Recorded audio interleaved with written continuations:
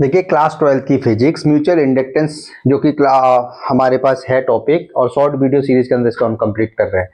देखो हमारे पास इसके बारे में हमें जानना है, जैसे कि कॉइल 1 और कॉइल नंबर 2। हमने करंट फ्लो करवाई है कॉइल नंबर 1 में, जिसको हम प्राइमरी कॉइल कहते हैं। हमारे पास जो इंड्यूस ईएमएफ प्रोड्यूस होगा वो होगा कॉइल नंबर 2 में, या जिसे हम सेकेंडरी कॉइल कहते हैं। जितना ज्यादा I1 पे इसके अंदर होगा उतना ज्यादा B1 चेंज होगा, B1 इससे पास होगा, और B1 की वजह से φ2 इसमें ज्यादा होगा, और φ2 की वजह से इंड्यूस ईएमएफ इसमें ज्यादा होगा। मतलब ओवरऑल बात यह है कि इंड्यूस ईएमएफ इस बात पे डिपेंड कर रहा है कि φ2 कितना चेंज हुआ है, और φ2 इस बात पे डिपेंड कर रहा है कि उसके अंदर करंट कितनी फ्लो करवाई गई है। तो इसलिए यहाँ पर इस फिनोमिना के हिसाब से φ2 is directly proportional to the होता है I1।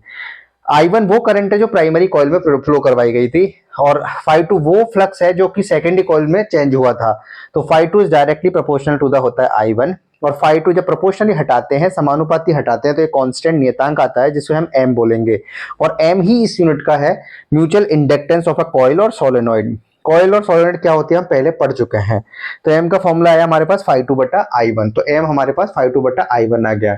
अगर हमको m की यूनिट के बारे में बात करनी है तो m बराबर φ2 बटा I1 है। पिछली क्लासों में हम देख चुके हैं कि φ2 की यूनिट होती है वेबर और I1 की होती है एम्पियर, तो वेबर बटा एम्पियर को ही बोला जाता है हेनरी। और अगर हमें पूछा जाए कितना इंड्यूस ईएमएफ प्रोड्यूस होगा उसके अंदर, तो उसके हिसाब से हम फेराडे और लेंज लॉ लगाएंगे, जो कि पहले हो चुका है। उसका फॉर्मूला होता है E2 बराबर माइनस का d φ2 अपॉन dt। φ2 की वैल्यू है हमारे पास mi1, तो हम वहां वैल्यू पुट कर देंगे mi1। m कांस्टेंट की वजह से बाहर आ जाएगा, अंदर रह जाएगा di अपॉन dt। तो m बराबर हमारे पास हो जाएगा, देखो इस E2 के पास कौन आ जाएगा, di अपॉन dt। तो ये m का कंप्लीट फॉर्मूला हमारे पास ये आ चुका है। अब E2 की यूनिट होती है वोल्ट, करंट की होती है एम्पियर, और टाइम की होती है सेकंड। तो m की एक यूनिट और आ गई हमारे पास, वोल्ट बटा एम्पियर बटा सेकंड। अगर हमसे पूछा जाए 1 हेनरी की डेफिनेशन दे, तो हम क्या करेंगे, इसको भी 1 वोल्ट मान लेंगे, इसको हो जाएगा 1 एम्पियर बाई सेकंड, तो m क्या हो जाएगा 1 हेनरी।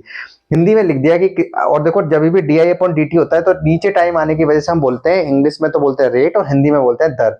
तो धारा परिवर्तन की दर अगर 1 एम्पियर बटा सेकंड हो और प्रेरित विद्युत भागबल का मान 1 वोल्ट हो, तो जो कुंडली का अन्योन्य प्रेरक है वो 1 हेनरी होगा। इंग्लिश में if the rate of change in current is 1 ampere by second and induce EMF is 1 volt, then the mutual inductance of the coil और solenoid will be 1 henry. Thank you.